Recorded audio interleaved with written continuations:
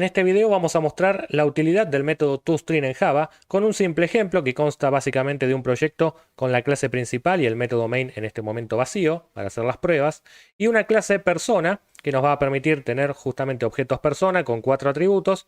Vamos a poder instanciarlos gracias a este constructor enviando como argumentos los 4 datos esperados y tenemos por si las moscas 4 getters asociados cada uno a un atributo.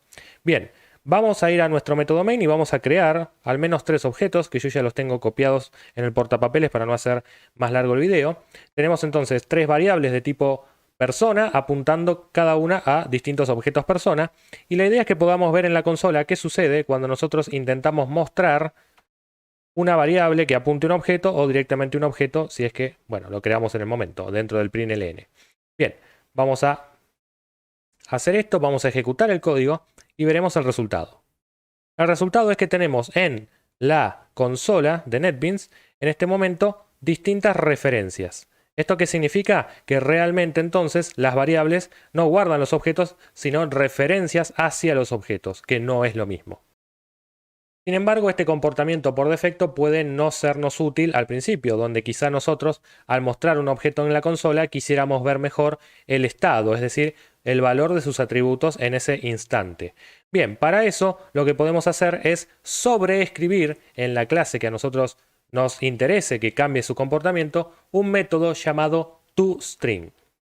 El método toString es básicamente un método que nosotros iremos a colocar a la clase que nos interese, teniendo que ser público, tiene que devolver un string, se tiene que llamar literalmente toString, o sea, en inglés significaría en la traducción a español aString, es decir, una representación aString del objeto, no va a recibir parámetros y es muy importante que respeten esta firma porque lo que estamos haciendo en realidad, aún quizás sin saber polimorfismo, es sobreescribir un método que en realidad ya está definido en Java. Por eso me va a ofrecer que yo añada opcionalmente, pero yo recomiendo que lo hagan, la anotación override de sobreescritura. Vamos a agregarlo, así queda mejor documentado. Y aquí nosotros simplemente tenemos que devolver una cadena, es decir, un string, que represente a ese objeto. Yo simplemente ahora puedo poner, por ejemplo, soy una persona, terminar con punto y coma, y veamos qué pasa cuando vuelvo a ejecutar el mismo código que antes.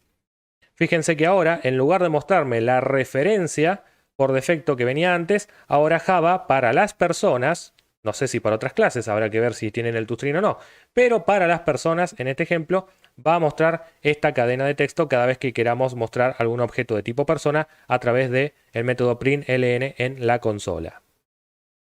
De todas maneras, que todos los objetos devuelvan la misma representación no resulta para nada claro ni conveniente. Por eso, lo que tendríamos que hacer nosotros es devolver básicamente una concatenación que nos permita conocer, por ejemplo, cuál es el nombre de cada persona, haciendo algo como esto, nombre, y le concatenamos this.nombre, y así sucesivamente para el resto de los atributos. De esa forma, cuando yo muestre por consola a cualquier objeto persona, se mostrará el estado de cada persona como corresponde, cada una con su nombre, apellido. Ahora bien, cuando tenemos muchos atributos, esto puede tornarse un poco engorroso. Por lo tanto, los IDEs, los entornos de desarrollo integrado, como NetBeans, como Eclipse, traen ya una manera, un template para hacer este toString automáticamente y ahorrarnos tiempo como programadores. Para hacerlo tenemos que hacer clic derecho aquí, en NetBeans por lo menos, en Eclipse es muy similar, hacer clic en Insert Code, y vamos a elegir la opción toString. De esa manera se nos va a abrir una ventana en donde nosotros vamos a seleccionar cuáles son los atributos que queremos mostrar por consola y cuáles no y nos queremos reservar. Nosotros por defecto vamos a dejar tildado todo, vamos a apretar en Generate y en este caso, fíjense lo que va a hacer NetBeans. Va a retornar básicamente la palabra persona porque ese es el nombre de la clase, está bueno identificar de qué tipo es en la consola y luego entre llaves va a colocar separado por comas los pares nombre del atributo y valor para el atributo. Nombre con nombre, apellido con apellido, edad con edad y tiene hijos con tiene hijos, que son los 4 que habíamos tildado.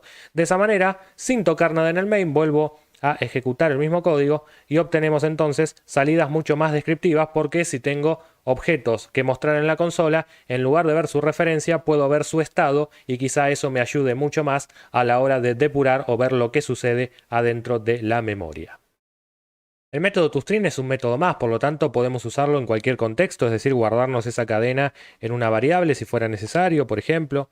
Pero uno ahora va a saber responder al método toString, por lo tanto no se limiten solamente a usarlo en la consola, aunque bueno, es bastante cómodo. De hecho, mostrar la representación como string en la consola es lo mismo que directamente mostrar el objeto, porque por defecto println, cuando ustedes le pasen un objeto, va a invocar internamente al toString, y en otro video hablaremos cómo es que eso funciona. Pero fíjense entonces que las dos devoluciones finales, que es mostrar per3 o mostrar per3.toString, termina siendo equivalente en términos de qué se ve en la consola.